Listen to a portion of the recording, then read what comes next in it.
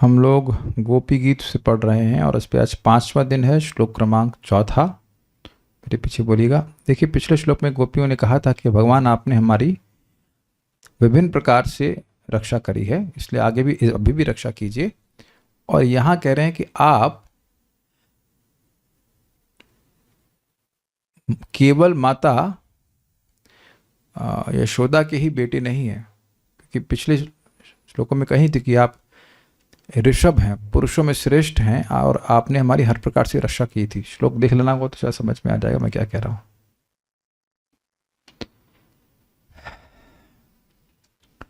ऋषभ ते वयम रक्षता मुहु। ऋषभ मतलब best among the human beings. यहाँ पे ह्यूमन मतलब भगवान से प्रीति प्रेमी की भावना इसलिए कह रही है। तो कह रही कि आप पुरुषों में श्रेष्ठ, आपने हर प्रकार से रक्षा करी है, इसलिए केवल आप माता यशोदा के बेटे नहीं, अपितु आप तो परमात्मा है।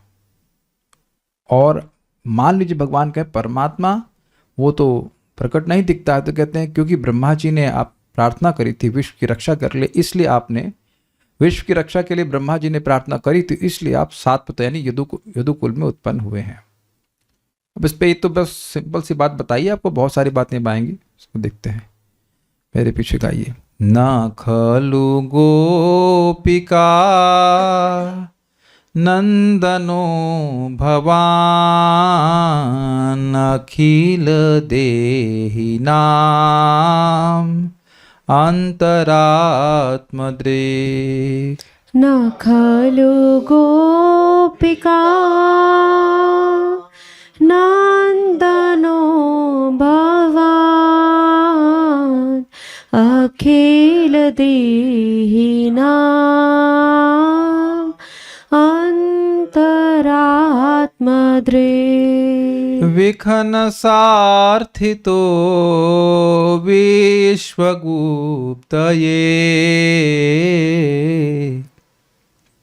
सखौ देवान् सात्वतां कुले।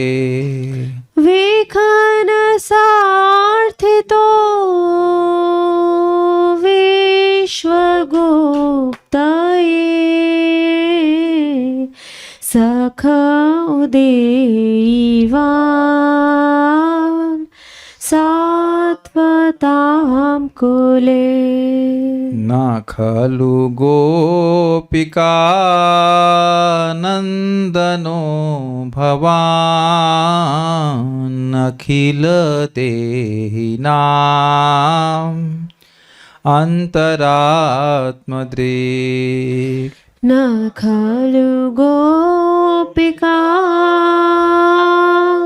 नंदनो भवान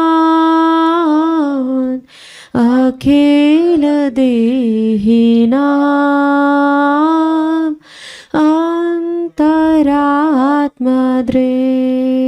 विखन सार्थितो विश्वगुप्तये सखौ देवान् सात्वतां कुले। विखन सार्थितो विश्वगुप्तये सखौ देवान् सात्वतां कुले। हे सखे, अर्थात भगवान को संबोधित कर रही है। हे सखा, यह सर्वथा निश्चित है कि तुम केवल यशोदानंदन ही नहीं हो।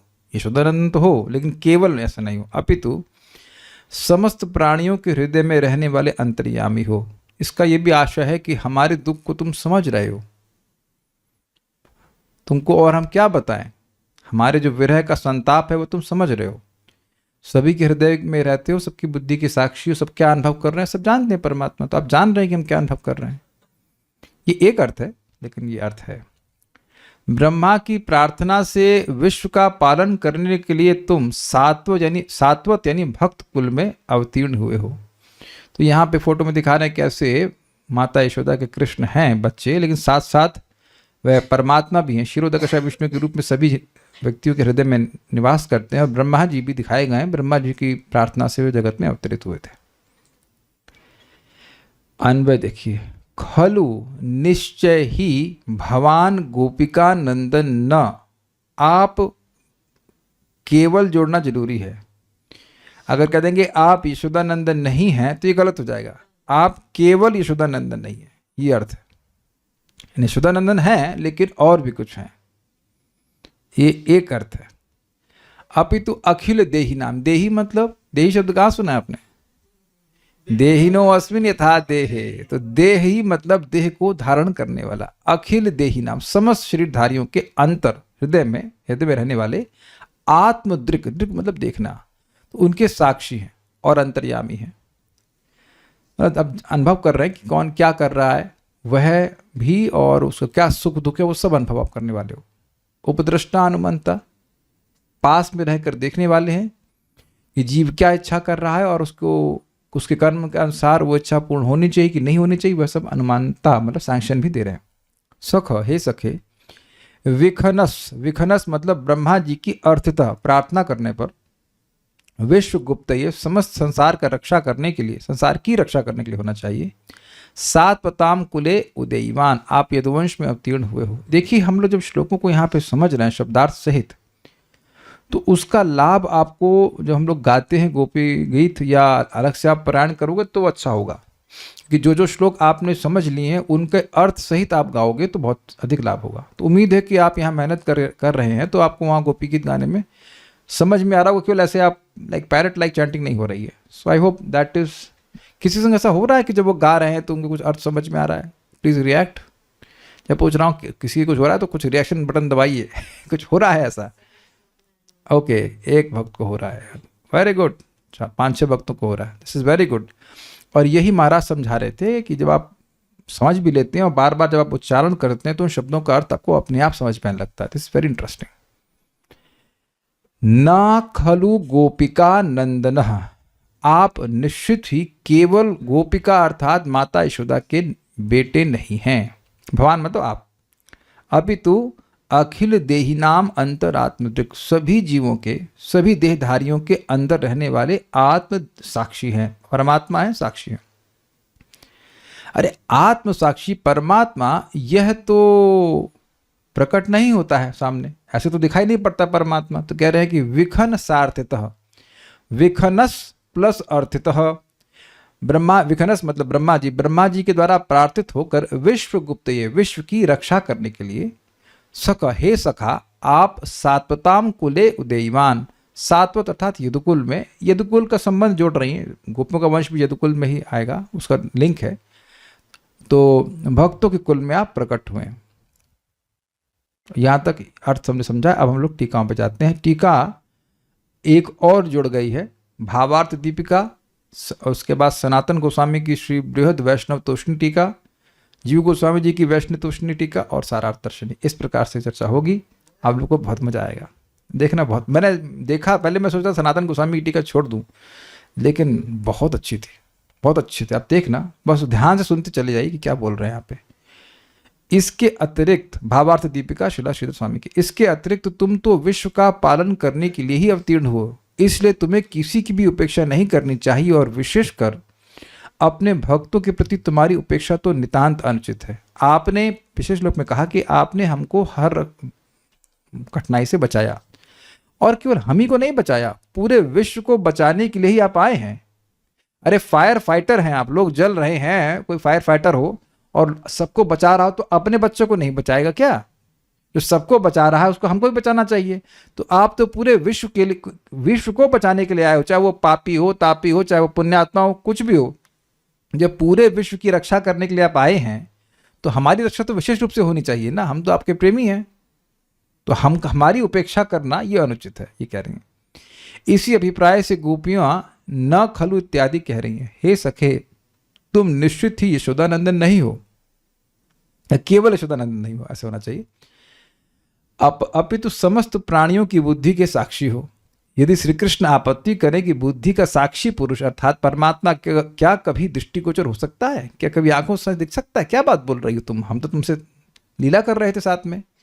इसके लिए ही गोपियां कह रही हैं, विश्व के पालन या रक्षा के लिए ब्रह्मा द्वारा प्रार्थना किए जाने के कारण ही साक्षी पुरुष तुम सात्वत कुल में आविर्भूत होकर दृष्टिगोचर हुए हो। तो ये तो टीका समझ में आ गई। श्रीला सनातन गोस्वामी कृत बृहद वैष्णव तोषणी। सनातन गोस्वामी जी आप जानते हैं, 6 गोस्वामियों में से प्रमुख गोस्वामी गण हैं, गोस्वामी गणों में प्रमुख हैं ये रूप गोस्वामी जी के बड़े भाई हैं। आप केवल बाह्य रूप में विविध लीलाओं के कर्ता रूप में ही नहीं बल्कि भीतर अंतरात्मा रूप में भी विद्यमान हैं, क्योंकि आप सभी प्राणियों के साक्षी हैं, इसलिए आप हमारे दुख को जानते हैं। ये लाइन क्लियर हुई। आप केवल बाह्य रूप से लीला नहीं कर रहे हो, हमारे हृदय में भी हो और हमारे दुख को जानते हो। हम कितना बताएं, हमें क्या जरूरत है और बताने की, आप सब समझते हैं। हम आपका वर्णन कितना कर सकते हैं, कहने का मतलब है कि हम हमारा दुख जो है हम आपको कितना बता सकते हैं। आप पहले ही सब कुछ समझ रहे हो।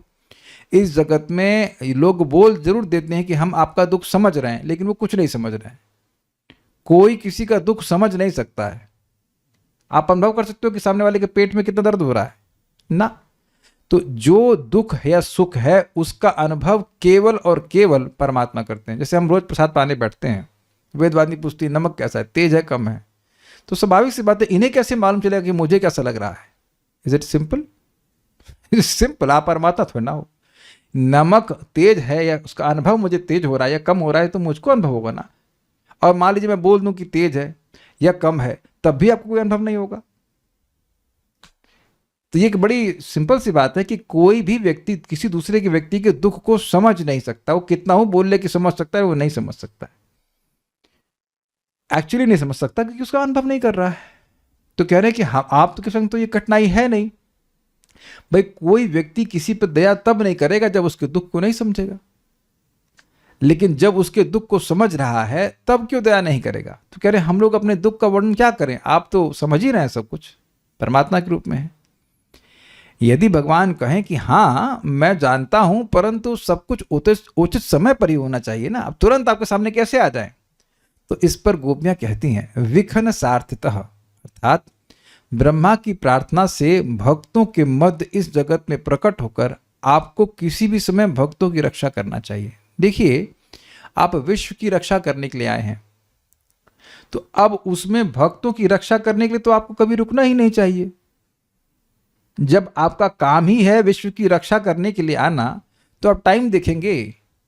आपका आने का टाइम ही है, आपका आने जब आप अवतरित हुए हैं तो वो टाइम ही है कि आप सबकी रक्षा करें। मैं फिर एग्जाम्पल लूंगा कि कहीं आग लगी हुई है तो फायर फाइटर वहां पहुंच करके एक सोचेगा कि पानी का वो होज है कब चलाऊं। अरे तुम आए ही हो पानी का होज चलाने के लिए।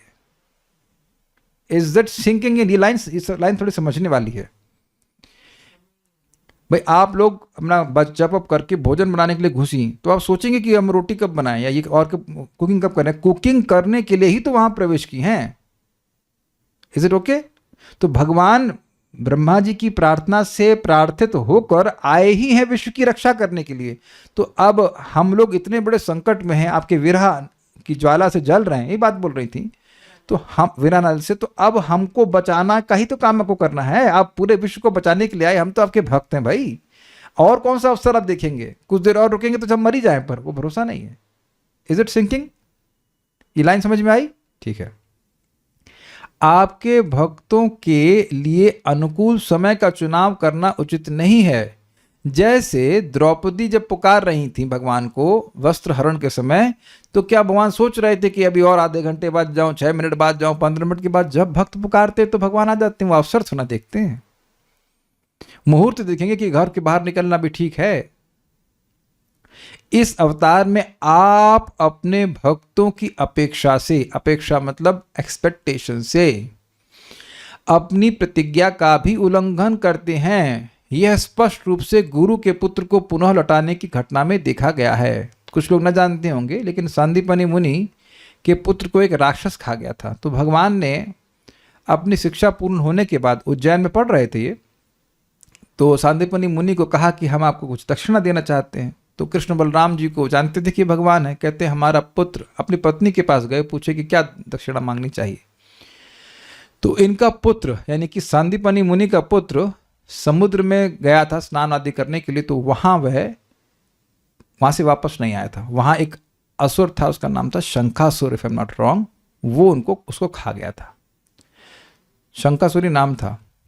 पांचजन्य भी नाम था, पांचजन्य भी नाम, दोनों नाम उसके हैं। तो वो उसको खा गया था, तो वो मर गया था बच्चा। तो अब बच्चे कैसे लाएंगे? तो वो समुद्र से बात करते हैं। पहले समुद्र से पूछते हैं कृष्ण बलराम जी कि हमारे गुरु के पुत्र को दे दो, वो आपके यहाँ डूब गया। तो कहते हैं नहीं, मैंने नहीं लिया है, वो असुर ने खा लिया है, जो हमारे गर्भ में, मतलब समुद्र के गर्भ में रहता है। तो वो प्रवेश के उस असुर को मार दिए, लेकिन वो पेट में बच्चा नहीं मिला। वो हजम हो गया होगा ना, वो खा गया, हजम हो गया होगा। तो वो पहुंच गया था यमलोक में। तो यमराज जी के पास गए, तो कहे कि हमारे गुरु के पुत्र को वापस कर दीजिए। तो फिर यमराज जी उनको वापस करते हैं। तो फिर अपने गुरु के पुत्र को यमलोक से वापस ला करके अपने गुरु जी को दे देते हैं। तो पॉइंट ये है कि ये कार्य तो बहुत मुश्किल है ना। आप यहीं कहीं आसपास हो, गोपियाँ कह रही है आप यहीं आसपास हो, बस हमारे सामने ही तो आना है। कौन सा हम बड़ा कॉम्प्लिकेटेड काम बता रहे हैं? आपने अपने भक्तों की अपेक्षा समझते हैं, एक्सपेक्टेशन, आपसे ये अपेक्षित है। देखिए, अपेक्षा का एक अर्थ होता है कि इसकी अपेक्षा वो अच्छा है, लेकिन वो अर्थ यहाँ पे नहीं है। एक होता है कि आपकी मुझसे क्या अपेक्षा है, ये सुना है अर्थ आपने? अपेक्षा means what is your expectation. तो अगर भक्तों की अपेक्षा ऐसी जो होती है, तो भगवान अपनी प्रतिज्ञा का भी उल्लंघन कर देते हैं। ये प्रतिज्ञा क्या है कि यमलोक को गया तो वापस नहीं आता है। भगवान का सिस्टम बना रखा है, लेकिन भगवान उसका भी उल्लंघन कर देते हैं। जैसे कि भीष्मदेव ने प्रतिज्ञा करी थी कि अगर आज कृष्ण ने युद्ध शस्त्र नहीं उठाया तो अर्जुन को हम मार देंगे।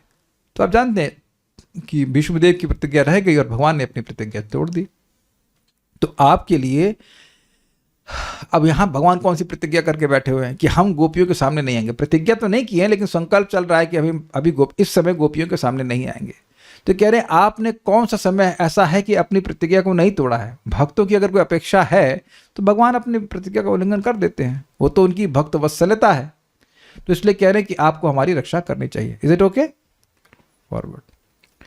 यदि आप कहें तुम मेरे भक्त नहीं हो, हम अपने भक्तों के लिए उल्लंघन करते हैं अपनी प्रतिज्ञा का, तुम तो मेरी भक्त हो ही नहीं, तब भी आपको हमारी रक्षा करनी चाहिए, क्योंकि ब्रह्मा ने इस अवतार में समस्त जगत की रक्षा के लिए प्रार्थना करी थी। इसी भाव से विश्वगुप्त ये शब्द कहा गया। Got it? कि यद्यपि अगर आप ऐसा भी कहते हो कि हम भक्त हैं ही नहीं, इसलिए आप अपने आप को हमारे सामने प्रस्तुत नहीं करेंगे, तो भी आप विश्व की रक्षा करने के लिए तो प्रकट हुए ना।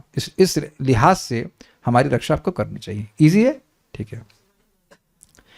इसलिए अपने श्रेष्ठ भक्त ब्रह्मा की प्रार्थना का अवश्य पालन करने के कारण हमें आपके द्वारा उपेक्षित नहीं किया जा सकता, यह भाव है। अभी बात समझिए, वो कह रही हैं कि हम भक्त नहीं है मान रहे हैं, लेकिन ब्रह्मा जी तो भक्त है ना। देखिए 7वें स्कंद में हम लोग श्लोक सुनते हैं, निजभृत्य भाषितम। पूरा श्लोक को ढूंढ देंगे तो अच्छा रहेगा। सत्यम विधातुम निजभृत्य भाषितम, सत्यम विधातुम निजभृत्य भाषितम। अब निजभृत्य अपने सेवक की भाषा अर्थात भाषण, यानी कि अपने उसके वचन को सत्य करने के लिए भगवान प्रकट हुए। श्लोक दिखाइएगा। श्लोक है 7, 8, 17। सत्यम विधातुम निजभृत्य भाषितम व्याप्तिम च भूतेषु अखिलेषु चात्मनः अदृश्यता तद्भुतम रूपमुद्वहन स्तंभे सभायम न मृगम न मानुषम। प्रायः नरसिंहदेव के आविर्भाव दिवस पर श्लोक लिया जाता है। बहुत सुंदर श्लोक है। अपने निजभृत्य भाषितम, अपने सेवक के वचन को सत्य करने के लिए, व्याप्तिम च भूतेषु अखिलेषु चात्मना, जो भगवान सभी जगह व्याप्त हैं, सभी के परमात्मा है, वो भगवान अदृश्यतात अत्यद्भुतम रूपमुद्वहम, जिसको कभी नहीं देखा गया और जो अत्यंत अद्भुत रूप था, उसको प्रकट किए। कहाँ से? स्तंभे सभायाम, सभा में स्तंभ से प्रकट किए। बाप का नाम खंबा, खंबा। तो भगवान कुछ भी कर सकते अपने भक्त की बात को पूरा करने के लिए। कौन कौन भक्त थे? ब्रह्मा जी बोले थे, 4 कुमार बोले थे, प्रहलाद महाराज बोले थे, और हिरण्यकशिपु भी बोला था, और नारद जी भी बोले थे। अब हम उसकी व्याख्या नहीं करेंगे, इसकी हम लोग लेक्चर उस पर दे चुके हैं, अभी टाइम हमारे पास इतना नहीं है। लेकिन 5 उनके सेवकों ने बोला था कि भगवान प्रकट होंगे, तो भगवान प्रकट हो गए। तो कहने का अर्थ ये है कि भगवान अपने भक्तों की बात को रखते हैं। तो हम लोग क्योंकि विश्व में ही आते हैं, और आप ब्रह्मा जी की बात के द्वारा प्रार्थित हुए थे कि आप भगवान अवतरित हुए विश्व की रक्षा करने के लिए, तो जब आप ब्रह्मा जी की प्रार्थना के द्वारा इस जगत में अवतरित हुए हैं तो आप स्वाभाविक रूप से सभी जो लोग विश्व में हैं उनकी रक्षा करेंगे, इसलिए आप हमारी भी रक्षा कीजिए। समझ आ गई? ठीक है। यद्यपि हम भक्त नहीं हैं, ये नम्रता में कह रही है। ठीक है, आगे पढ़ते हैं। और वहां भी विशेषता यह है कि हमारी रक्षा तो अवश्य हो, और वह भी विशेष भाव के द्वारा। इस आशय से सखे अर्थात हे मित्र शब्द कहा गया है। अब ये क्या कह रही है?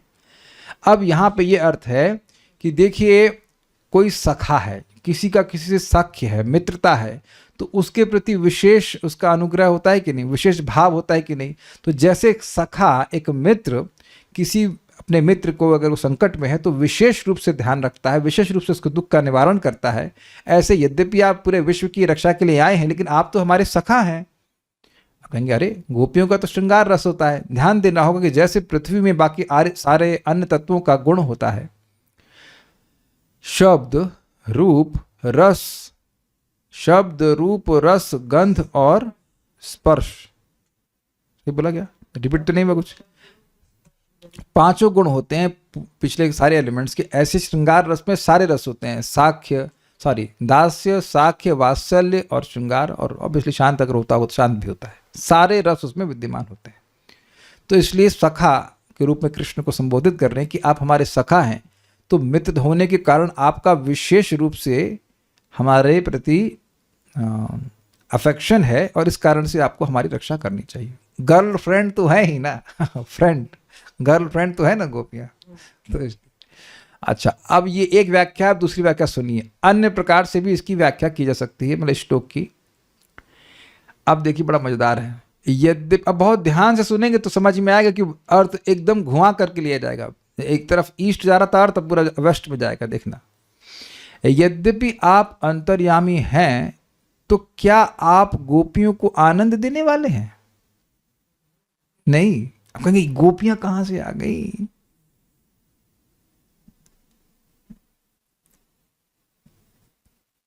सॉरी, नहीं है होना चाहिए, हम गलत बोल गया।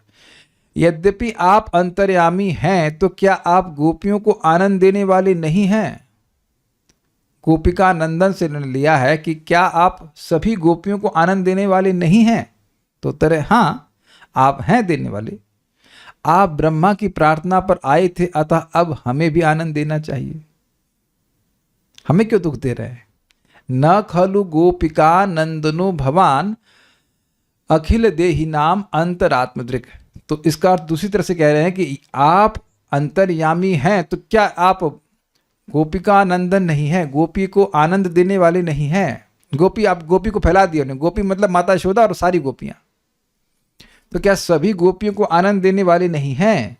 तो क्या उत्तर है? हम हैं, इसलिए हमको भी आनंद दीजिए, हमारे सामने आ जाइए। सबको, वृद्ध गोपियों को सुख देने वाले थे, सबको, हर गोपी को कृष्ण सुख करने वाले हैं। वृंदावन के सभी लोगों को सुख देने वाले हैं। तो कह रहे हैं कि क्या आप केवल परमात्मा हैं? नहीं, आप गोपिका नंदन भी हैं, इसलिए हमको आनंद दीजिए। ठीक है। अब दूसरा अर्थ कह रहे हैं, या, अब ये बड़ा इंटरेस्टिंग है, या फिर यानी अथवा आप वह श्री कृष्ण नहीं हैं जो करुणा, लीला, माधुर्य और भगवत्ता के गुणों से संपन्न है। आप तो केवल परमात्मा हैं। अब यहां उलाहना दे रही है, आप गोपिका नंदन नहीं है, गोपिका नंदन कृष्ण है। तो कह रहे हैं कि आप कृष्ण नहीं है, आप वह कृष्ण, न खलु गोपिका नंदनो भवन, आप गोपिका नंदन नहीं है। मैंने कहा था ना, अर्थ ईस्ट और वेस्ट दोनों तरफ जाएगा। ईस्ट वाला सुन लिया, वेस्ट में जा रहा है कि आप कृष्ण है ही नहीं। कृष्ण को बोलने कि आप कृष्ण नहीं, भाई कृष्ण तो बड़े करुणामय है, आप करुणा कर रहे हो। लीला माधुरी, आप सामने प्रकट होकर लीला कर रहे हो, भगवान के गुणों संपन्न हो। नहीं, आप तो केवल परमात्मा है जो कि उदासीन रहता है। आगे सुनते हैं। हम इतने दुख में मरी जा रही हैं, हमारे सामने कहां प्रकट हो रहे हैं आप? वेदांत के पक्ष को अंगीकृत करके गोपियां यह वचन गहन पीड़ा में कहती हैं। समझ रहे हैं कि आप कृष्ण नहीं हैं, आप भगवान नहीं हो सकते, आप तो परमात्मा ही हो। परमात्मा अब क्या कर रहे हैं? परमात्मा उदासीन है, कोई नरक जा रहा है, कोई स्वर्ग जा रहा है, कोई कहां जा रहा है, तो वह क्या उनको फर्क पड़ रहा है?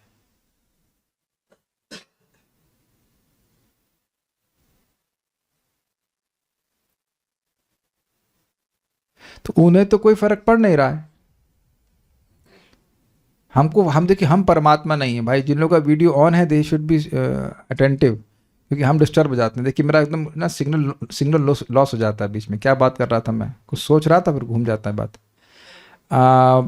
हाँ, तो वेदांत में भगवान मतलब परमात्मा की व्याख्या हो रही है। वो सब नहीं। अरे भाई रुक जाइए, प्रॉम्प्ट मत करिए, नहीं तो आप ही एक्सप्लेन कर दीजिए क्या बोलने वाले थे। तो भगवान परमात्मा के रूप में किस रूप में विद्यमान है? वो उदासीन रहते हैं। तुम पाप कर रहे हो पाप करो, तुम पुण्य कर रहे हो तुम पुण्य करो, उनको हमारे कार्यों से कोई मतलब नहीं है। उपद्रष्टा अनुमंता चा, उपद्रष्टा मतलब देख रहे हैं कि इसका ये क्या इच्छा कर रहा है, और वो जानते हैं कि इसने पहले क्या कर्म किए हैं, फिर उसके अनुसार अनुमंता वो दे देते हैं, भाई तुम कर लो सैंक्शन दे देते हैं, तुम्हें जो करना हो कर लो। उन्हें कोई फर्क नहीं पड़ता जगत में जीव क्या कर रहा है। तो इस प्रकार से व्याख्या कर रहे हैं कि आप तो परमात्मा ही हो, आप गोपिका नंदन नहीं हो। न खलु गोपिका नंदनो भगवान अखिल देहि नाम अंतरात्मत्रिक। आप गोपिका नंदन कृष्ण है ही नहीं, आपके अंदर करुणा कहाँ है? हम लोग यहाँ दुख में जल रही हैं, अपन जानते भी हो फिर भी हमारे सामने प्रकट नहीं हो रहे हो। तो ये अब वेस्ट वाला अर्थ हो गया। खलु अर्थात आप निश्चय ही कृष्ण नहीं हैं। अब यह बात हमें स्पष्ट हो गई है। खलु मतलब हम समझ गई हैं कि आप कृष्ण, आप जो है कृष्ण नहीं हैं, आप तो परमात्मा ही हैं। बस अब बड़े उदासीन हो। यह भाव आगे के वाक्यों में भी प्रकट है, इसी श्लोक में आगे है। या फिर ब्रह्मा की प्रार्थना के बावजूद आप जगत की रक्षा नहीं करते। अब देखिए ये क्या कह रहे हैं, पहले समझ लीजिएगा। श्लोक में न खलु गोपिका, ये क्लियर हुआ कि आप कृष्ण नहीं हैं।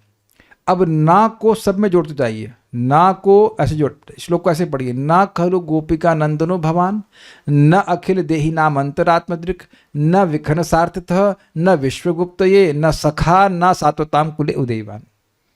इस प्रकार समझा रहे हैं कि ना को आप हर जगह लगा दीजिए और फिर अर्थ निकालिए। अब देखिएगा क्या अर्थ निकलता है। यही तो भागवतम है भाई। हाँ, तो ये तो आप लोगों को समझ में आ गया कि भगवान कृष्ण कृष्ण कैसे नहीं है। एटलीस्ट गोपियों के भाव में कह रहे हैं आप में करुणा नहीं, इसलिए आप कृष्ण है नहीं। ना खलु गोपिका नंदनो भगवान, क्लियर हो गया कि ना, आप गोपिका नंदन नहीं है। अब आगे देखते हैं। या फिर ब्रह्मा की प्रार्थना के बावजूद आप जगत की रक्षा नहीं करते। न विश्वगुप्त, ये आप विश्व की रक्षा नहीं करते हैं बल्कि उसका संहार करते हैं। अविश्वगुप्त, ये आप सात्वतों अर्थात यादवों के कुल में उत्पन्न हुए हैं, न कि गोपालों के कुल में। मतलब आप इधर जन्म नहीं लिए हैं, माता यशोदा के द्वारा जन्म नहीं लिए हैं। न सात्वताम कुले, मैंने बताया ना कि ना को हर जगह जोड़, मैं मतलब सनातन को सही समझा रहे कि ना को हर जगह जोड़ना शुरू कीजिए। हर जो गुण भगवान में लिखा है उसे ना जोड़ दीजिए आप। सात्वताम कुले उदयवान लिखा हुआ है, सात्वत कुले में आप प्रकट हुए, कहते हैं ना सात्वताम कुले उदयवान। आप यादवों के प्रकट हुए लेकिन हमारे यहाँ प्रकट नहीं हुए, तो हम इसीलिए हम लोगों से कोई प्रेम कर नहीं रहे हैं। आप, हम लोग दुख में हमारे सामने प्रकट नहीं हो रहे हैं। या हे सखा, यह बात व्यंग पूर्वक कही गई है। श्लोक के आरंभ का ना यानी नहीं सभी वाक्यों में निहित है। अर्थात क्या आप वास्तव में हमारे मित्र हैं? क्या उत्तर होगा? ना सखे। सखे के आगे ना जोड़ दीजिए। ना, आप हमारे सखा नहीं है, हमारे मित्र नहीं। मित्र होते तो हमारे दुख को दूर करते ना। आप यशोदा के पुत्र नहीं हैं, तो स्पष्ट है पहली लाइन से। निश्चय ही आप यशोदा नंदन नहीं हैं। यदि होते तो दामोदर लीला में भक्त वशता प्रदर्शित करने के बाद अब हमारी उपेक्षा नहीं करते। कहने का मतलब है, दामोदर अष्टकम हम लोग रोज गा रहे हैं, तदीयेषु भक्तिर्जितत्वं पुनः प्रेमतस्तम शतावृत्ति वंदे। तो कह रहे हैं कि आप उन लोगों को ये ज्ञापित कर रहे हैं जो आपको ईश मानते हैं। तदीयेषु भक्तिर्जितत्वम, आप जो आपको भगवान मानते हैं, ईश मानते हैं, ईश्वर नियामक मानते हैं, उनको आप ज्ञापित कर रहे हो कि आप तो भक्तों के द्वारा जीते जाते हो। तदीयेषु भक्तिर्जितत्वम पुनः प्रेमतस्तम शतावृत्ति वंदे। इसीलिए हम आपसे प्रेम की प्रार्थना कर रहे हैं।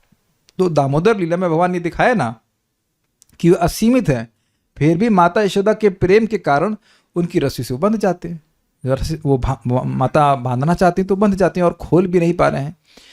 तो यद्यपि आपने दामोदर लीला में दिखा दिया कि आप माता यशोदा के प्रेम से बंध गए हैं और आपने ये सूचित किया कि आप भक्तों के वश में हैं। लेकिन अगर वाकई आप भगवान माता यशोदा के बेटे होते तो फिर हमारे वश में भी होते, हम भी तो भक्त हैं। इसलिए क्योंकि हमारे भक्ति के होने के बावजूद आप हमारा ध्यान नहीं रख रहे हो, इसलिए हमको नहीं लग रहा है कि आप माता यशोदा के बेटे हो।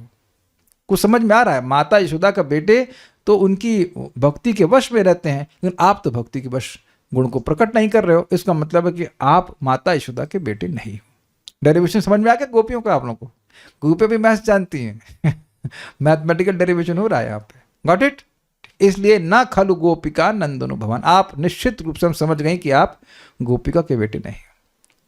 देखिए, इसको जगत में देखा जाता है कि मान लीजिए दो लड़के हैं और एक लड़का फॉर एग्जाम्पल आर्मी के किसी जवान का या आर्मी के किसी कर्नल का लड़का है, तो एक लड़का तो एकदम आर्मी में बड़ा अच्छा निकल गया और दूसरा लड़का एकदम लफंगा निकल गया, तो कहेगा निश्चित यार तुम अपने बाप के लड़के नहीं हो। ऐसा लोग बोल देते हैं कि बाप का गुण तुम में नहीं आया या माँ का गुण तुम्हें नहीं आया। समझे ना बात? तो इसी प्रकार से कह रहे हैं कि वह आपने दामोदर लीला में जो अपना गुण दिखाया कि आप अपने भक्तों के वश में हो, तो ये तो यहाँ पे आप प्रस्तुत नहीं कर रहे। इसका मतलब निश्चित आप गोपिका के बेटे नहीं हो, माता यशोदा के बेटे नहीं हो। ठीक है, नहीं तो हमारी उपेक्षा नहीं करते आप। या यदि आप गोपिका नंदन अर्थात व्रज की समस्त स्त्रियों को आनंद देने वाले होते तो हमारे साथ ऐसा व्यवहार न करते। तो गोपिका नंदन का अर्थ हुआ गोपी को आनंद देने वाले। तो यहाँ गोपी का एक फिक्स्ड अर्थ है माता यशोदा कंटेक्स्ट में देखा जाए, लेकिन कह रहे किसी भी गोपी को आनंद देने वाले, ये भी तो अर्थ हुआ। गोपिका नंदन, यशोदा नंदन नहीं लिखा है, लिखा है गोपिका नंदन। गोपिका यानी गोपी को आनंद देने वाला। तो कह रहे हैं अगर आप न खलु गोपिका नंदनो भवान, निश्चित आप गोपियों को आनंद देने वाले, किसी भी गोपी को आनंद देने वाले नहीं हैं। क्यों? अगर होते तो हमारे संग ऐसा व्यवहार क्यों करते? किसी कोई गोपी खुश है भाई, जैसे होता ना भीड़ में किसी किसी झगड़ा करना होता है, अपना पार्ट मजबूत करना होता है, तो अन्य लोग को बोलते भाई इधर सुनो, कोई बात मानेगा इनकी? तो कोई वोट, मान लो गोपियां कहती भाई गोपियों पूछो कोई वोट देगा कृष्ण को, तो ना हम कोई वोट नहीं दे रहे इसको। तो यही बात बोल रहे हैं कि आप गोपिका नंदन नहीं है, निश्चित नहीं है, क्योंकि हमको सुखी नहीं कर रहे हैं। ये भी समझ में आ रहा है। मन में श्लोक को रखेंगे तो उसको रेफर करूंगा तो आप समझ पाओगे। आप सबके अंतः साक्षी नहीं है, ना को जोड़ते जाएगा, न अखिल देही नाम अंतरात्मदृक्, काहे नहीं है? आप सबके अंतः साक्षी नहीं हैं, यदि होते तो हमारे दुख को अवश्य जानते। तो समझ में आ गया। ब्रह्मा ने जगत की रक्षा के लिए प्रार्थना नहीं की थी। अब ये मजेदार है कि ब्रह्मा जी काहे को, ब्रह्मा जी क्यों लपेट लिए गए इसमें? वो तो प्रार्थना किए थे, वो काहे बोल रहे कि आपने, ब्रह्मा जी ने प्रार्थना नहीं करी? तो अब देखना बहुत लंबी सोच है भाई। सुनिए, ब्रह्मा ने जगत की रक्षा के लिए प्रार्थना नहीं की थी, न विघ्न सार्थितः। यदि की होती तो हम भी आपकी कृपा के अधिकारी होते। अगर आपसे प्रार्थना की होती रक्षा के लिए तो हमारी भी रक्षा होती, लेकिन हम पर तो कृपा कर नहीं रहे। इसका मतलब ब्रह्मा जी के आपसे प्रार्थना किए ही नहीं। अच्छा, आप यादव वंश में प्रकट नहीं हुए, न सात्वताम कुले उदयवान। आप यादव वंश में प्रकट नहीं हुए, यदि होते तो उनसे संबंधित लोगों पर आपकी असीम कृपा होती। हम सब लोग संबंधित हैं, इसलिए हम पर कृपा आप कर नहीं रहे, इसलिए आप सात्वत कुल में भी पैदा नहीं हुए हैं। भगवान तो बड़े फंस गए होंगे कि क्या बोलना चाहते हैं। अच्छा, या फिर आप तो प्रसिद्ध हैं कि सबके अंतः साक्षी हैं, इसलिए ब्रह्मा ने आपसे विश्व की रक्षा के लिए सात्वत भक्तों के कुल में अवतरण की प्रार्थना की थी। परंतु सखे अर्थात आप तो खे यानी आकाश के समान निष्क्रिय और उदासीन रूप में उदयवान अर्थात प्रकट हुए। ये तो हद हो गया, ये हद हो गया। कोई कैच किया इसको? मैं बताता हूं। सखे क्या श्लोक है? श्लोक है ना इस तरह से, न खलु गोपिका नंदनो भवान अखिल देहि नाम अंतरात्मदृक् विघ्न सार्थितो विश्वगुप्तये सख उदेवान सात्वताम कुले। तो आप अंतर्यामी हैं, ठीक है, ब्रह्मा जी ने प्रार्थना करी, ये भी ठीक है, लेकिन सखे शब्द नहीं, सखा है तो खा से बना दिया खे। खे मतलब आकाश। तो आप तो आकाश के समान, मतलब समान, आप तो आकाश के समान प्रकट हुए। आकाश जो है वो निष्क्रिय और उदासीन रहता है, इस प्रकार से प्रकट हुए क्योंकि आप हमारे दुख के प्रति कोई रिएक्शन ही नहीं दे रहे हो। अब जब मैं ये पढ़ा, जब मैंने से मैंने कहा चलो देखते हैं कि आज सनातन गोस्वामी जी क्या बोल रहे हैं। जब हमने देखा ये स खे, ना कि भाई इसको तो इस टीका को रखना चाहिए। This is, we can never, हमारे रेंज कैसे कभी जा ही नहीं सकती है। आकाश में कितना कुछ कुछ गड़बड़ होता रहता है। आकाश में तो कोई लिप्तता होती नहीं, निर्लिप्त रहता है। तो कह रहे हैं आप, यद्यपि भगवान से ब्रह्मा जी ने प्रार्थना करी थी विश्व की रक्षा करने के लिए, लेकिन आप तो आकाश की तरह प्रकट हुए, अर्थात एकदम निर्लिप्त रहे, किसी से कोई मतलब ही नहीं। कुछ पूछना चाह रहे हैं, बोलिए। हरे कृष्ण प्रभु जी। प्रभु जी पेज नंबर 17 में लिखा है आप यादव वंश से प्रकट नहीं हुए, वो वाला पैराग्राफ लिखा हुआ है जस्ट इसके पहले पेज में। और पेज नंबर 15 में बस मत प्रश्न मत करिए, आप उस टीका के फ्लो को समझिएगा।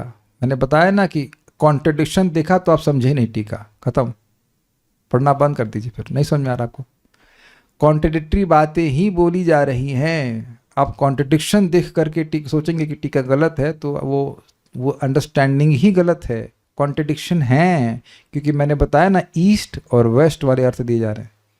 ये भी अर्थ है और वो भी अर्थ है, ये भी अर्थ है वो भी अर्थ है। Don't see contradictions because contradictions are being spoken, contradictions are being spoken. आप श्लोक में लिखा हुआ ना, सात्वताम कुले उदयमान, ये सीधा अर्थ है, लेकिन उसको ना हर जगह जोड़ दिया जाएगा तो बिल्कुल अपोजिट अर्थ आएगा कि नहीं आएगा। ना सात्वताम कुले उदयमान, this is only for relishing, not for analysis. Analysis करेंगे तो गड़बड़ हो जाएगा, आप समझ ही नहीं पाएंगे बोलना क्या चाहती हैं। इसीलिए तो जीव गोस्वामी भी बोले थे कि केवल भगवान कृष्ण जानते हैं कि बोलना क्या चाहती हैं। ईस्ट वेस्ट दोनों, एक तरफ ईस्ट एक तरफ वेस्ट, एक तरफ ईस्ट एक तरफ वेस्ट, ऐसे ही अर्थ आएंगे। ये सब बातें हैं और इसमें कोई आश्चर्य मत कीजिएगा। चैतन्य महाप्रभु की आप एक्सप्लेनेशन सुन लीजिएगा जो सनातन गोस्वामी को बोल रहे हैं। आत्मा रामश्च मुनियो निर्ग्रंथापि रुक्रमे कुर्वंत हेतुकुम भक्तिम इत्थम भूत गुण हरि, एकदम अपोजिट अर्थ। निर्ग्रंथ जो ग्रंथ के पार चले गए हैं, या नितराम ग्रंथ जिनका ग्रंथ जो है मतलब जिनकी हृदय ग्रंथि कट गई है, या जिनकी हृदय ग्रंथि बहुत अधिक बढ़ी हुई है, दोनों अपोजिट अर्थ हुए कि नहीं। तो ये सब बातें आपको वहां पे बैलेंस करके सीखना पड़ेगा। ये स्पेशली इन सब टीकाओं में आप देखेंगे कि गोपियों की जो बातें हैं वो दोनों तरफ जा रही हैं, कभी प्लस में जा रही हैं, कभी माइनस में जा रही हैं। माइनस मतलब प्लस पॉजिटिव में बोलेंगे, कभी नेगेटिव बोलेंगे, दोनों ही अर्थ आपको ग्रहण कर, ठीक है। आकाश की भांति असंग और उदासीन होने के कारण आप गोपियों को आनंद देने वाली नहीं है, ये अर्थ है। ना खलु गोपिका नंदन भगवान। अब देखिए ये ऊ कहाँ से आया, या फिर जो हम समझ पाए खलु में ऊ शब्द संबोधन में है। ऊ अर्थात भो, यानी हे गोपिका नंदन। ना खल ऊ गोपिका ना, हे गोपिका नंदन। और विखन का अर्थ है कृष्ण के पितामह। आपके पितामह यानी कि भगवान कृष्ण के दादाजी ने आपसे संपूर्ण ब्रजवासियों की रक्षा करने की प्रार्थना की थी। विश्वगुप्त ये आप सात्वताम कुल अर्थात गोपाल भक्तों के कुल में प्रकट हुए, परंतु हमारी रक्षा की बात तो दूर, आप हमारे हृदय को दुख को भी नहीं जानते। ऐसा कहा गया है, न अखिल देही नाम अंतरात्म दुख से। आपको हमारे जलते हुए हृदय की इस तीव्र पीड़ा का अंत करना चाहिए। यह प्रसिद्ध है कि आपके पितामह ने उत्तम पुत्र की प्राप्ति के लिए भगवान विष्णु की आराधना की थी। यानी कि किसकी बात हो रही है, नंद महाराज के पिताजी की बात हो रही है। तो कह रहे हैं कि ऊ, अब हमको जो से समझ में आ रहा है, ऊ मतलब संबोधन में है।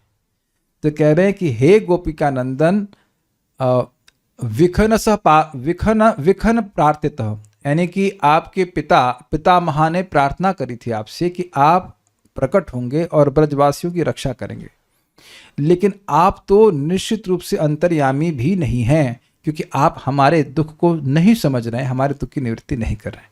अगली टीका हम कर लेंगे, उसको आज जितना पढ़ाया गया उसको पढ़ लीजिएगा और समझ में आएगा। उसके बाद जीव गोस्वामी की वैष्णव तोषणी टीका हम कल समझने का प्रयास करेंगे। Thank you. श्री श्री गोपी गीत की जय, श्रील प्रभुपाद की जय, निताय गौर प्रेमानंदे।